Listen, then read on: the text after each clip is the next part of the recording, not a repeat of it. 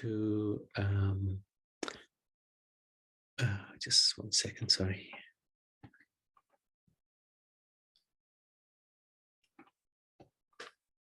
Just want to make sure we're in the right place. Yeah, okay, good.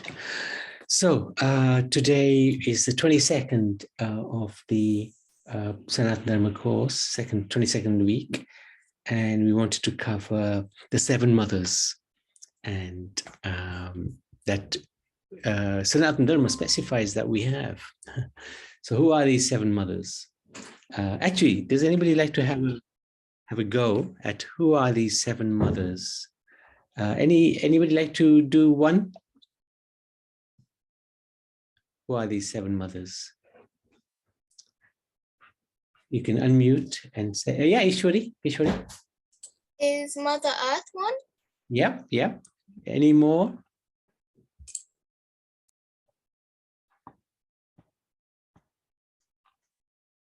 Anybody else as well? Who are these 7 mothers, according to Sanatan Dharma, that we have?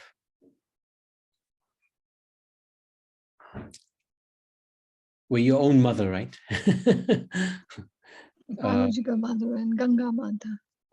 Right, interesting, yeah. In fact, Gaumata is not referred to as one of our mothers, but interesting point, very interesting point. Thank you for sharing that. Let's have a look. Mother Earth. Yeah. That's Ishwari and Kishwari have said that. Anybody else, Dina? Gaumata. Yes, good one. Today's focus actually is Gaumata.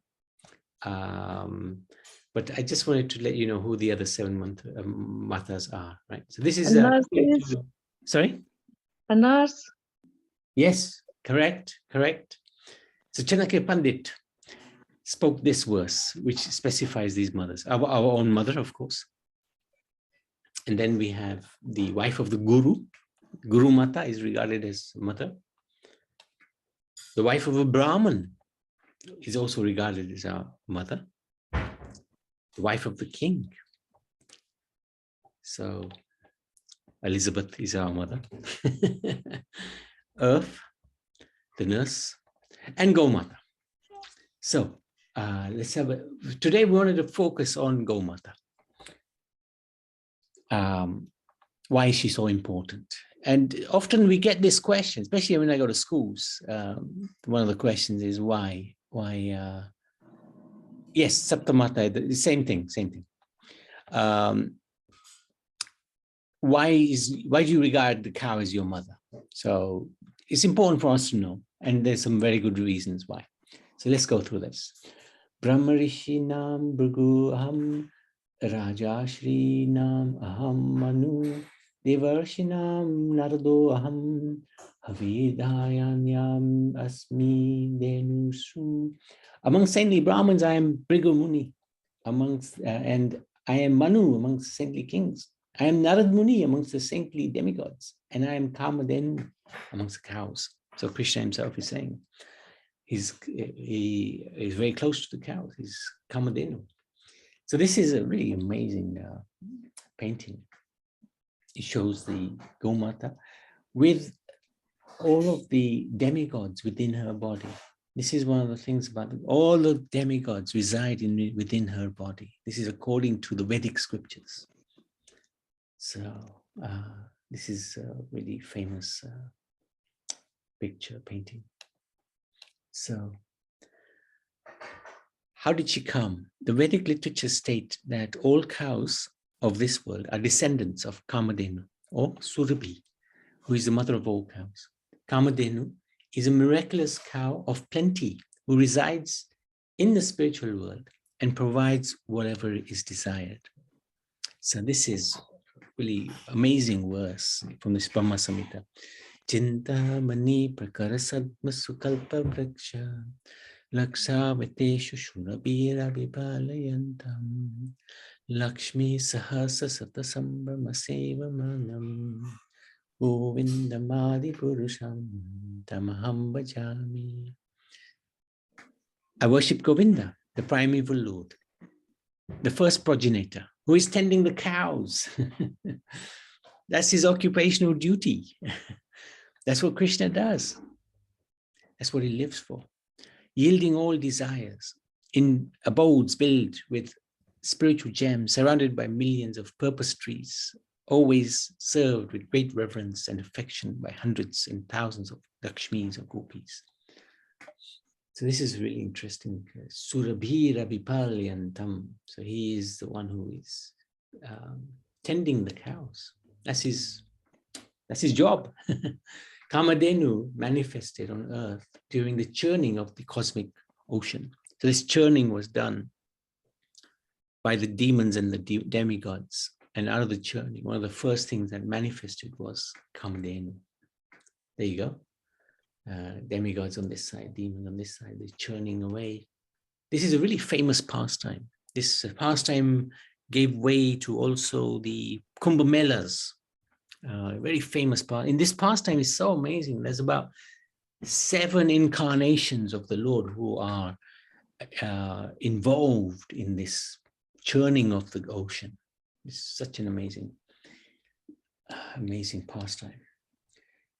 She was presented to the 7 sages, Saptarishis, by the demigods, and in course of time came into the possession of Vashishta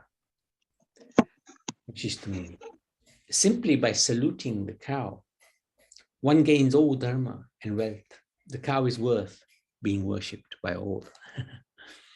So all that is sacred can be found in the cow. The 330 million devatas, 33 crore devatas, they reside in the body of the Kamadhenu. The 4 pillars of the cow symbolize, the 4 legs of the cow symbolize the 4 Vedas and the 4 pillars of religion as well. Austerity, cleanliness, compassion, truthfulness. The teeth of the are the 4 goals of human life. Karma, Artha, Dharma, and Moksha. That's desire, prosperity, duty, and liberation. The sun is exemplified by the face, as is the moon. This is Gaumata's. The shoulders are a symbol of Agni, the god of fire. Her horns are Brahma, the tip. Vishnu is the middle part, and Shiva is the base. Her eyes are the sun and the moon. Now, at one point, Lakshmiji approached Kamadhenu and said, "Where do I reside? It looks like everything is filled up." So Kamadhenu gave her residence in her cow dung. Gomaya Vasate Lakshmi. Of the 8.4 million species, only cow dung is pure. This is really interesting. Kamadhenu exists in 5 different forms. There's Nanda, Sunanda, Surabhi, Sumana, Sushila. Other names are Subala, Maitrika. Just like her daughter Nandini, Kamadhenu could grant a wish to any true seeker. And this is in the Gavopanishad. One should see, offer obeisances to, and circumambulate the cow. By doing so, it is like one has circumambulated the entire earth with its 7 islands. And all the demigods. And all the demigods as well, yeah. So, why is she so important? Right? Krishna's relations with the cow.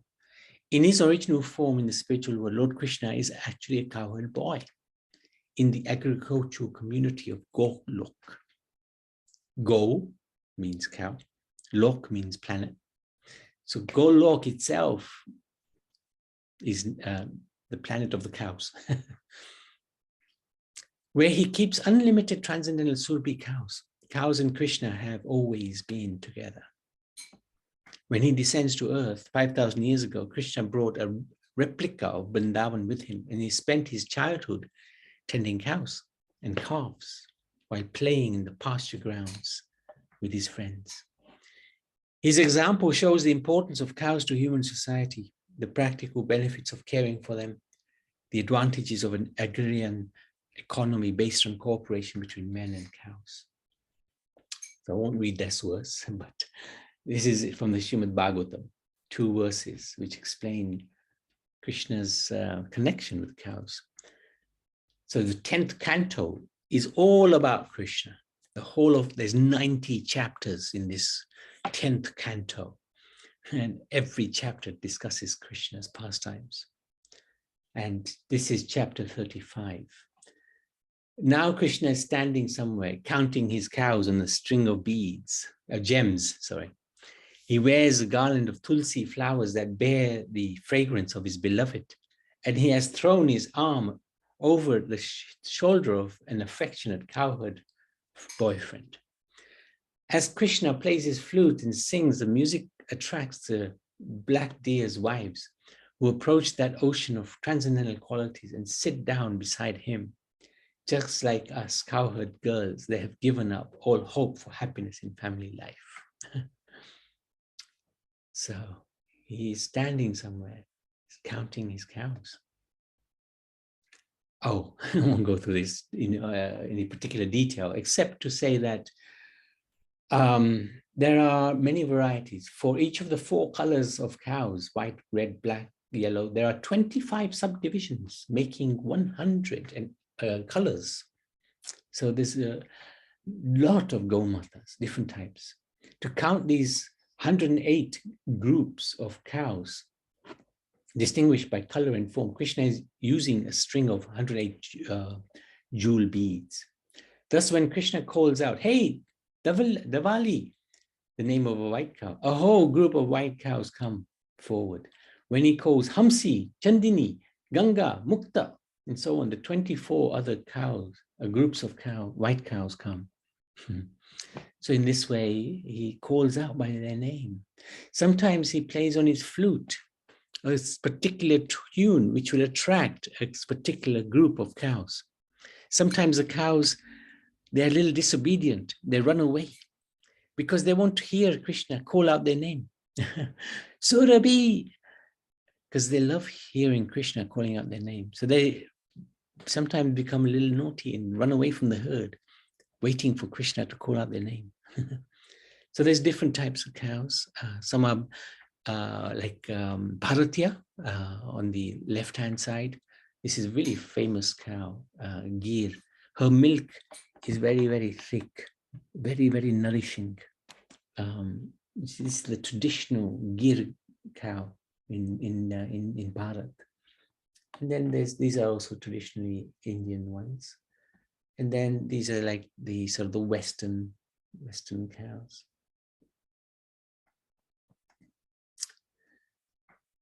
So, and he has so many wonderful pastimes. If you see pictures of Krishna, paintings of Krishna, you'll always see Gaumata there.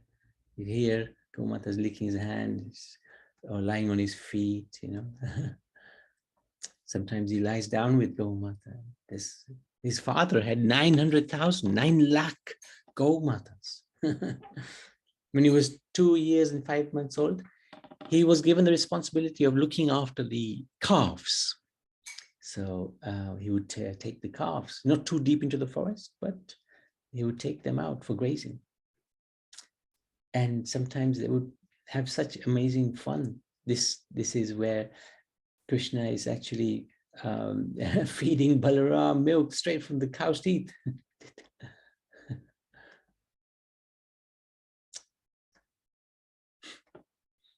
So some of these pastimes. Krishna was bathed in cow urine after the killing of Putana.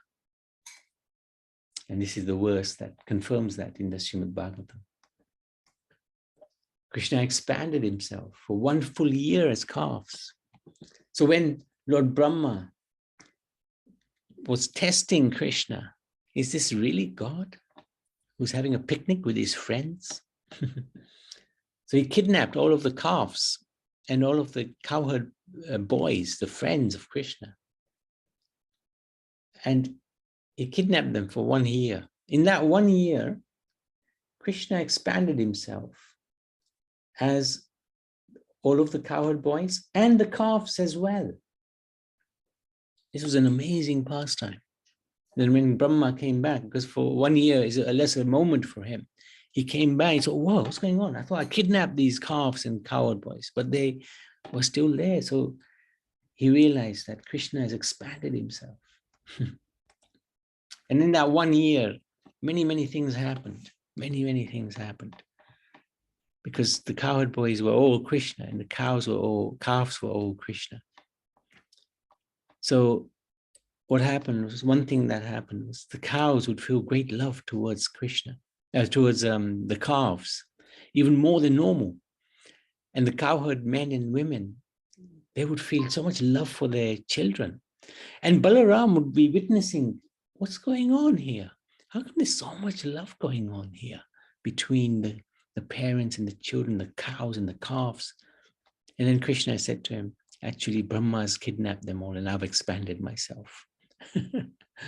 So this is how our connection with Krishna is greater than that with our parents. I think it's important to understand that ultimately Krishna is our parent, our supreme parent. And that connection we have to, we have to reconnect again with our Supreme Father. Krishna is popularly known as Govinda, one who pleases the cows, and Gopal, protector of the cows. Krishna's name of Govinda was given when Indra tried to harm the Bijbasis, and that name was given to him by Surabhi, the chief cow. This is where he's lifting up that Govardhan. The cows would love to hear their names. So sometimes they would run away, as I was saying before. On Gopastami, Krishna started grazing for the first time the cows in the fields.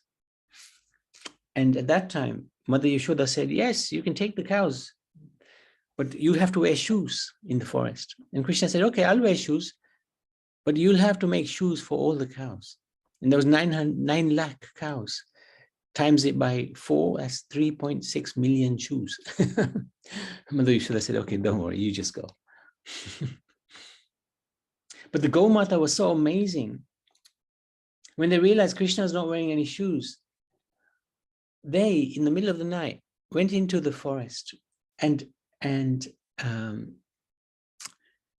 crushed all the pebbles into sand. They didn't want Krishna to have any discomfort. So if we go to Vrindavan, there's a few places called Raman Reti. And those are the places where Krishna, the cows actually crush those pebbles into sand. Krishna would perform arti to the Gaumata every day. Only Krishna and the cows, Gaumata, wear peacock feathers on their heads. So very interesting. There's Krishna doing the arti. And this is a really famous verse. Namo Brahmaya Devaya Gobhamanitaya Chajagaditaya Krishnaya Govindaya Namanama. You are the well-wisher of the cows, go, and the Brahmins.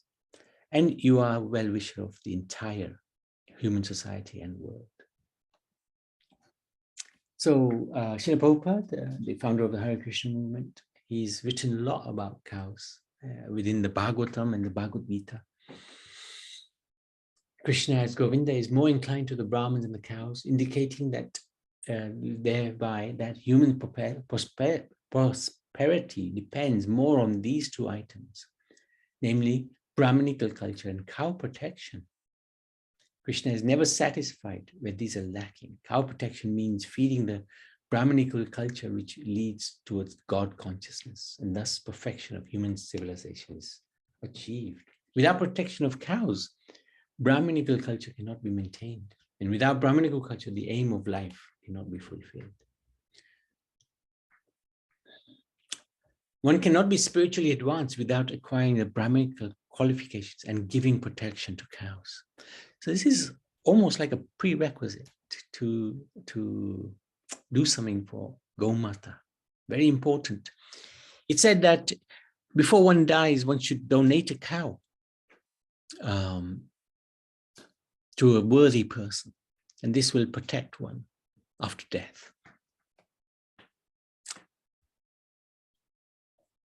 Oh, and in the Bhagavad Gita, this verse appears.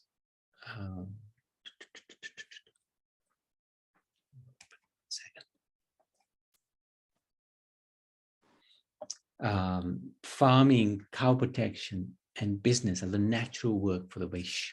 So this is important. Krishna gives it such importance.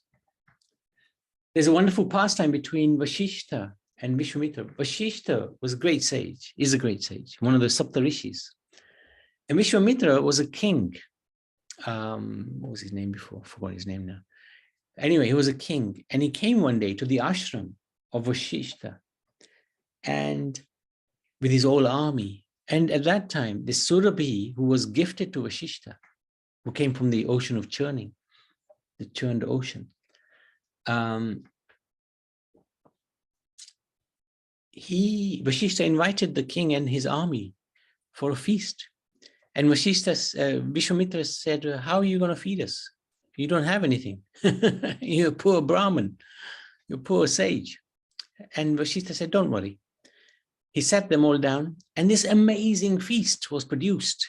It was actually produced by Surabhi. This is the amazing thing about this Gaumata. She's extraordinary. So she produced a massive feast, and Vasishtha became very jealous and said, I have to have this cow. She belongs to me. I am the king. Everything in this land belongs to me. And Surabhi didn't want to go. So she resisted. And actually, between her and Vasishtha,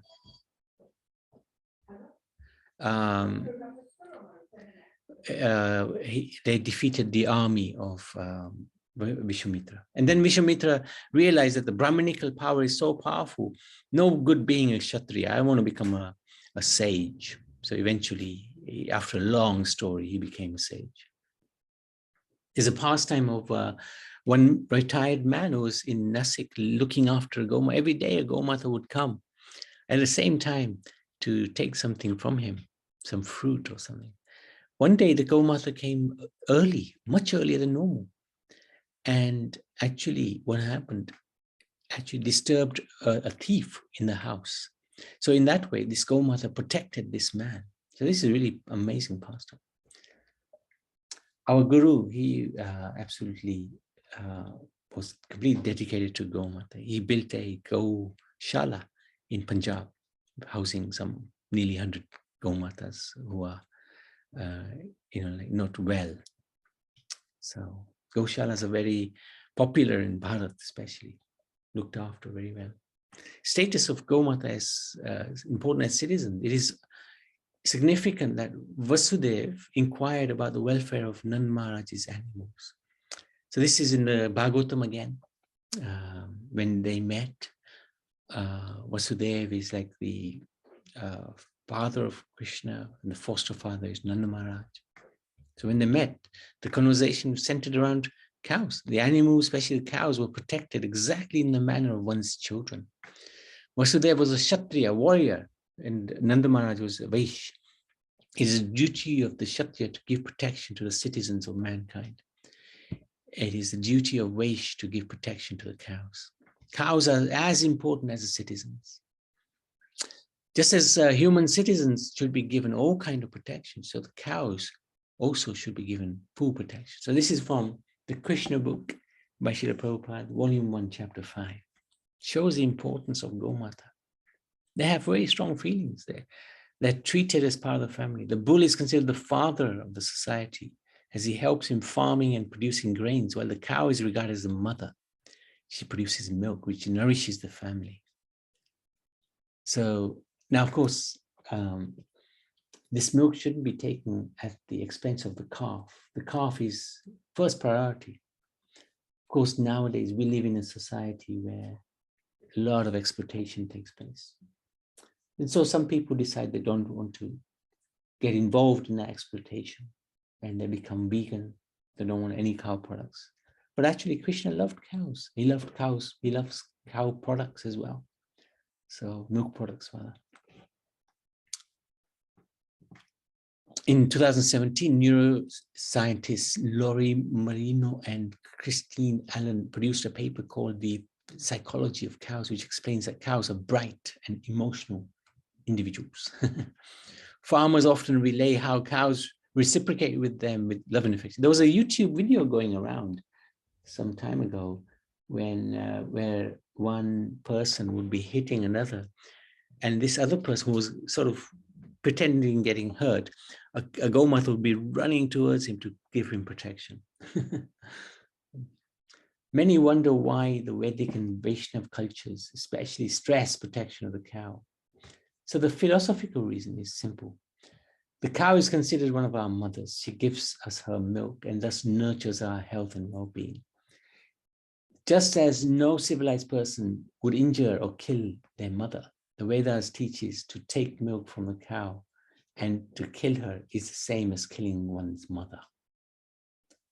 Same with the bull. Cow and bulls also produce cow dung and urine, which is valuable as fertilizer, compost, some medicines, cleaning products, biogas fuel. In Gaushalas, they are sheltered in barns wherein they are fed with healthy staple and are taken care of. Walls of houses are covered with cow dung, especially in Bharat, to ward off insects. Yagya kunds are also covered with cow dung to make them auspicious. And actually, the sin of killing a cow or eating beef or eating these things is quite devastating. It is said in the Vedas that for every hair on the body of the cow, one has to take a birth as an animal and be killed if one partakes in such activities. So it's really heavy sinful activity. Chaitanya Mahaprabhu, who is the incarnation of Radha Krishna, appeared about just over 500 years ago. He also stated to give protection to the cows. And he says in the Chaitanya Charitamrita, in my last birth, I was born in the family of cowherdmen, as Krishna. I gave protection to the cows, calves and cows. And because of such pious activity, I've now become son of a Brahmin. So of course, this is humility, because the Lord, he's not forced to take birth. But he comes time and time again. There's a pastime in Chaitanya Leela where something happened with the Chandakasi. He stopped the Sankirtan of the Hare Krishnas. And Chaitanya Mahaprabhu organized the first peaceful sort of march against him. And when they reached the Chandakasi's house, he was hiding. Later on, he told Chaitanya Mahaprabhu that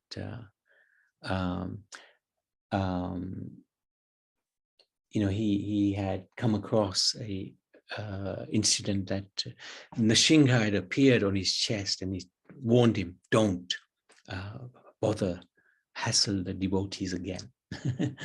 So as part of that conversation, Chaitanya Mahaprabhu explained to him, cow killers and cow eaters are condemned to rot in a hell condition of life for as many thousands of years as there are hairs on the body of each cow they eat. So it's pretty heavy karma.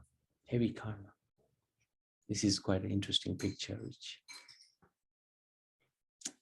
sort of depicts that.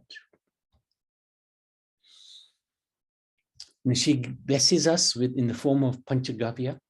What is this Panchagavya? 5 things that come from the cow, which are very important. Cow dung. Even her cow dung is pure. It absorbs the heat. Cow urine is got healing power. Of course, milk, yogurt, and ghee. These 5 things are very important. Every worship includes these 5 elements, especially when we are doing Murti Pratishta. These 5 things have to be there. Even this famous Bhishma, at the end of the Kartik Vrat, we took these, we take these items at the end of the Kartik Vrat. Bhishma Panchak it's called. So, okay, we are out of time. I'll just quickly go through the rest. Cow dung, generally cow dung, any dung is impure, but science has shown that cow dung is actually it's very pure, very, very pure.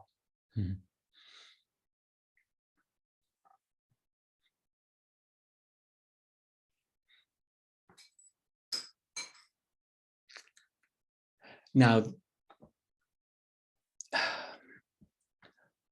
we have become, especially in the West, very disconnected with nature because we live in cities, generally speaking. Ishwari Kishori don't, they live in outside a little bit. So they're very fortunate. They have some connection with nature. But generally speaking, we're not. And we don't really care about cows. We don't think about them. We don't see them. But if we think about our Supreme Lord, he daily worships cows. He lives with them. He can't live without cows. What a difference between the worshipper and the worshipped. So how can we say we are devotees of God if we don't think about cows? If we can't live without cows? God can't live without cows. Right? So it's good to put into our daily practice some remembrance of Gaumata. Because in this, we were very fortunate, just before the lockdown or during the lockdown, we were in Gujarat for a little while. And there, Gaumatas roamed the streets. And we were very lucky. We were in a near place where they would give you hay, or you can buy hay to feed the cows. So every morning we used to be able to do that. Such an amazing thing to do. And you feel so phenomenal after you've done it. Gaumata is so amazing. Sorry? And we would be able to get fresh milk from the cows. Yeah, Gaumata. So if we can put that into our practice, even if we just think about it mentally, feeding Gaumata, thanking Gaumata, remembering Gaumata, remembering the connection between Krishna and Gaumata, then at least we have established some connection with somebody who's very close and very dear to God. And she's famous throughout all the different religions, actually. There's an Iranian scholar who has written some things about Gaumata, the importance of Gaumata.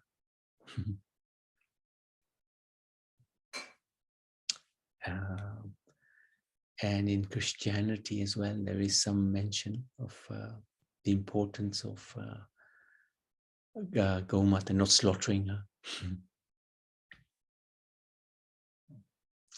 There's a tribe in Sudan.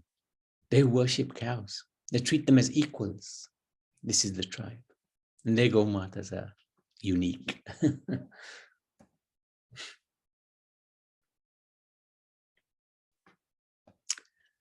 But of course, we know there's a huge, huge slaughter industry, and it really is awful. And even Bharat, even India, was connected with that.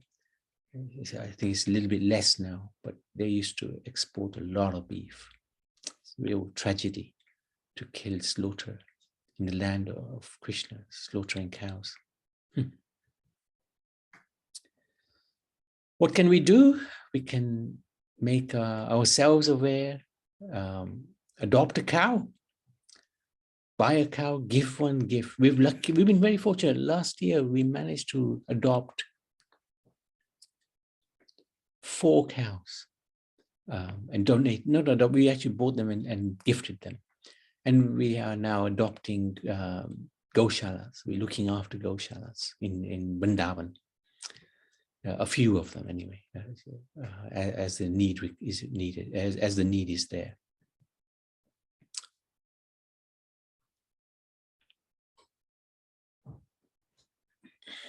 Should I become a vegan? That's personal, if one wants to take that route. But I would say Krishna loves cows. He loves the milk of the cows, and at least if we offer the milk of the milk to the Lord, the Gaumata, even though maybe subjected to so much difficulties, at least she's getting some benefit of her milk being used in the service of Krishna. So I wanted to stop there. Any questions, any comments?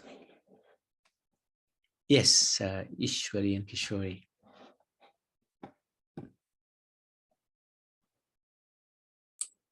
Is there a specific nurse which is our mother?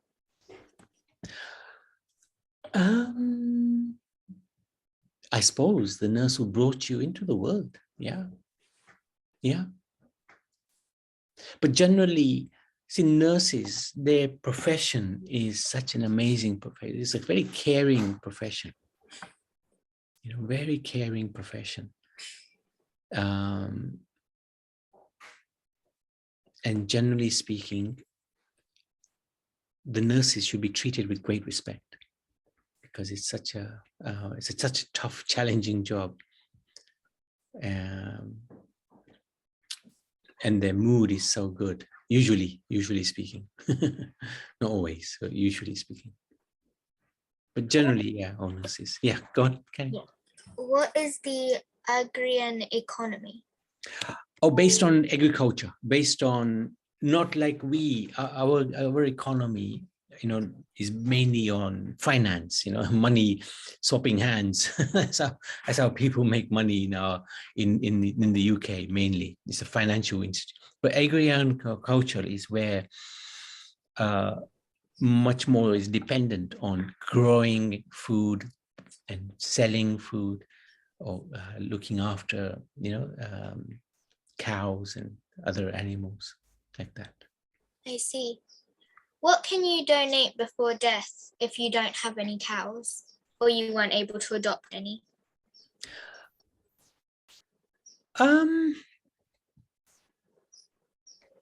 If possible, one should try to donate a cow, isn't it? Yeah, but if you personally can't, and then maybe your children can do it on your behalf. Mhm. I see. So like, God forbid any of this happened, but if I passed away in an accident, and I obviously wouldn't have donated a cow before because it was an accident. Yes. So my children would do it on my behalf if I had. Yes, they can. Or your parents or your sister. Yeah. Yeah. Any close family member. And actually that happened. Somebody, wasn't it? Niranjan, was that before or after? Yeah, somebody was about to pass away, and on his behalf, the family donated a cow to a worthy family in Vrindavan. So it's a really amazing thing to do. Well, other things you can do, there's always things you can do, like feeding saints, feeding Brahmins, feeding, like devotees. There's so many things that one should do, like before one passes away.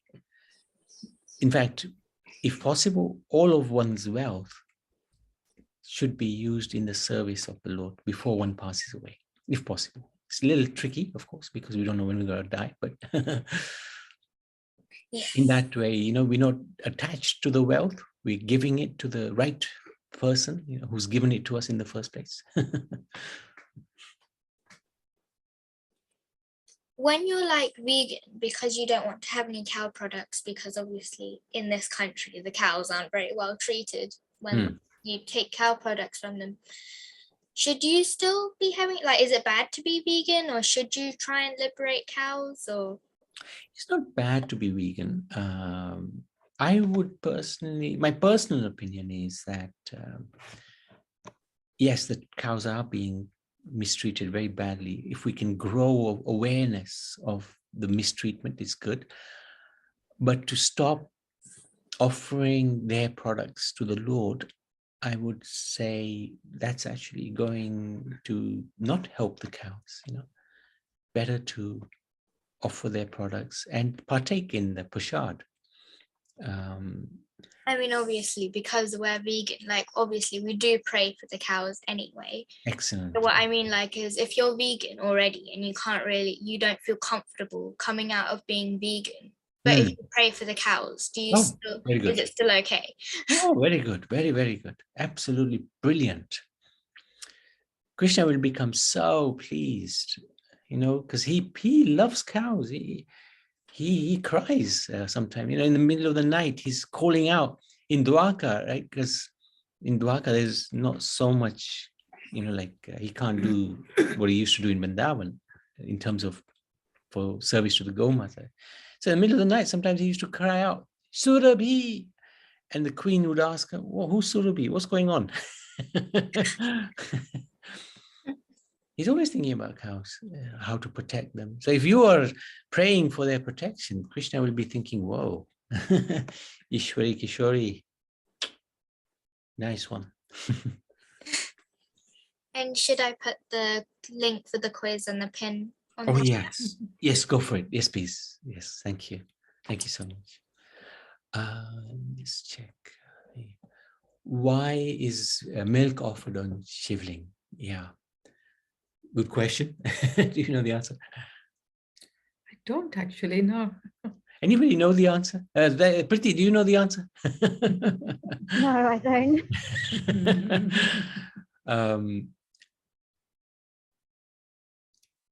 I'm not sure why is milk offered on Shivling. Are there any Shiv Bhaktas here who offer Shiv, Lord Shiva milk? Okay, we'll find out. Yeah, but I did see somewhere a really amazing picture painting where people were lining up to bathe the Shivling, and there was Lord Shiva giving milk to somebody who was very, very poor. So that was quite interesting. That's always stuck in my mind. Lord Shiva is so compassionate, so amazing. So Smita has said Indian cows like Gir have hump on their back which can absorb the sunlight. Okay, thank you for sharing that. Anything else you'd like to share? Anything more?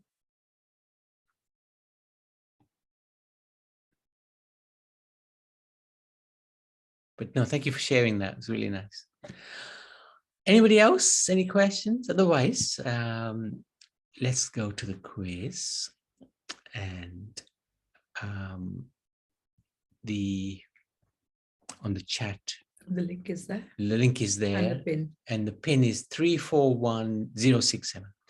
So Ishwari Kishori, you can also share the screen, your screen.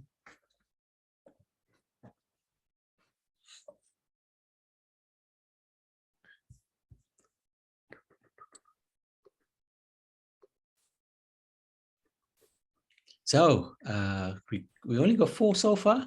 Please join as much as you can.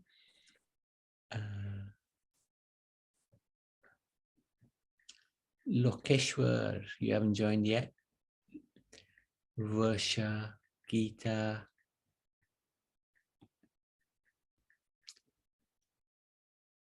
Rea, Akasha. Oh, great to see you. Kishore. Yeah, you just joined. Thank you.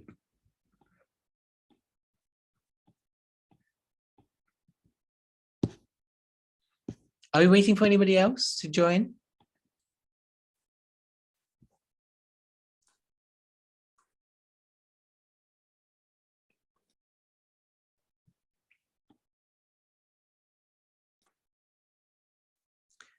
Okay, why don't we start? Go for it, Ishwari. So this quiz was very kindly produced by Pari, but she's a little tied up today. So very kindly, Ishwari and Kishori will present the quiz. So go for it.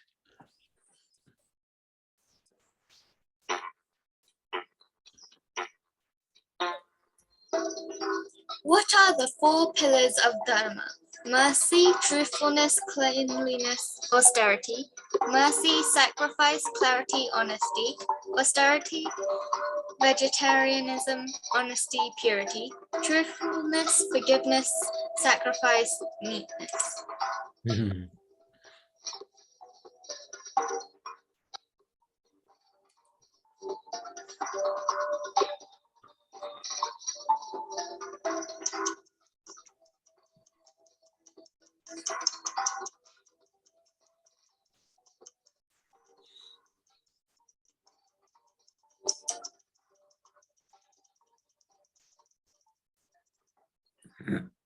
And the answer was the first one.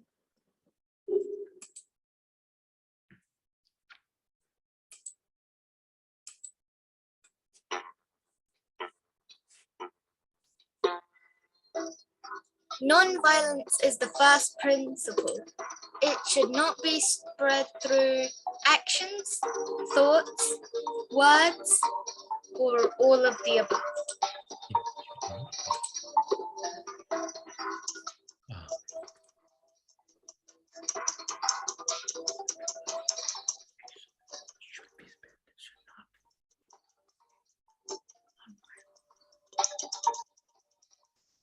I think so, yeah. And the answer was all of the above.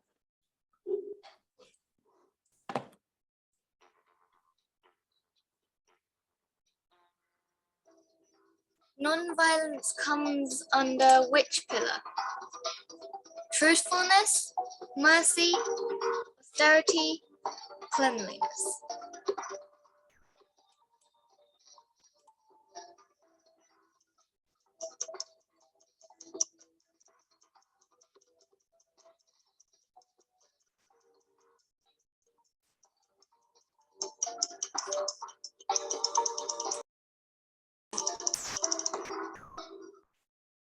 And the answer was mercy.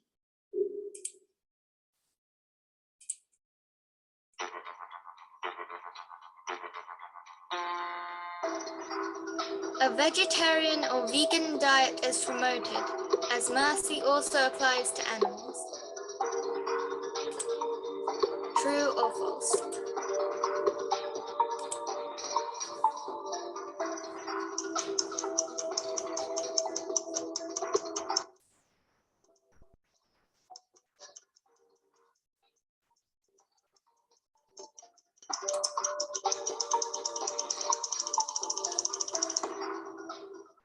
And the answer was true.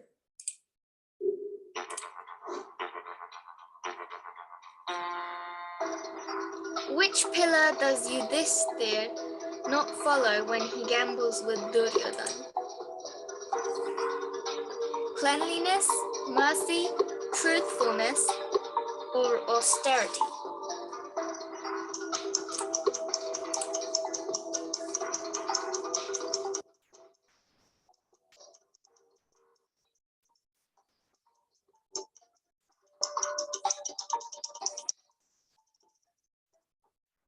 And the answer was truthfulness.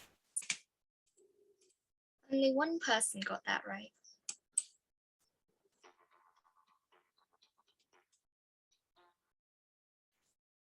Fill in the blank. Cleanliness is next to dash.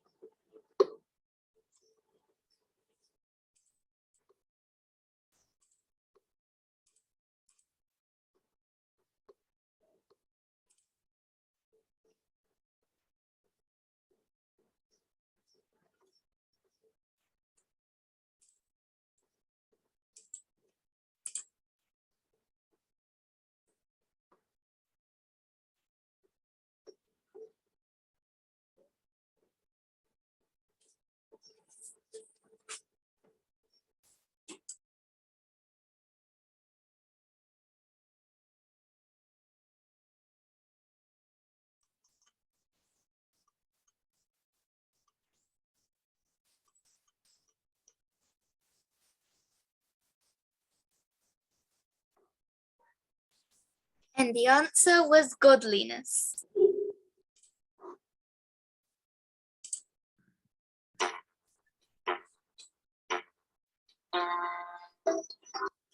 Having no illicit relationships refers to which pillar?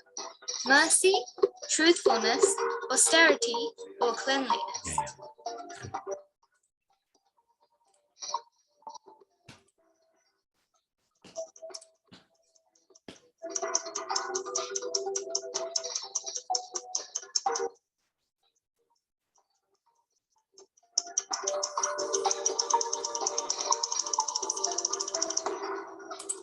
And the answer was cleanliness.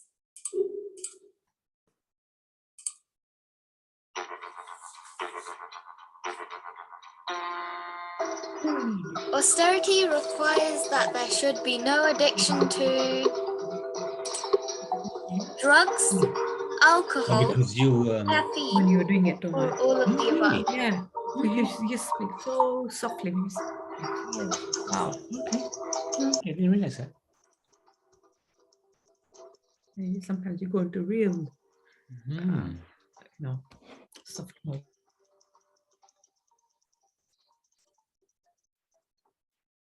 And the answer was all of the above.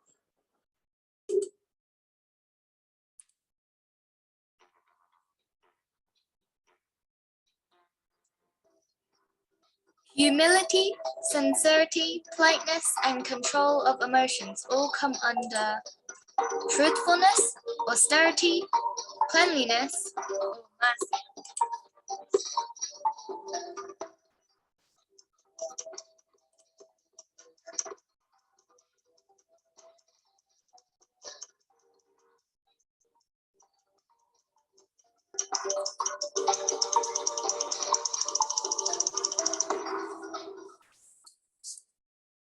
And the correct answer is austerity. Oh yeah, very good. That's from the Bhagavad Gita. My goodness. That was a hard one. That was a tough question. Whew. Well done, everybody. How did they do? In third place, we have Varsha. Second place, Akarsha. First place is Riha. Well done, Mhm. Reha. Congratulations. Phenomenal. Very good. Thank you so much, everybody. Let's stop now.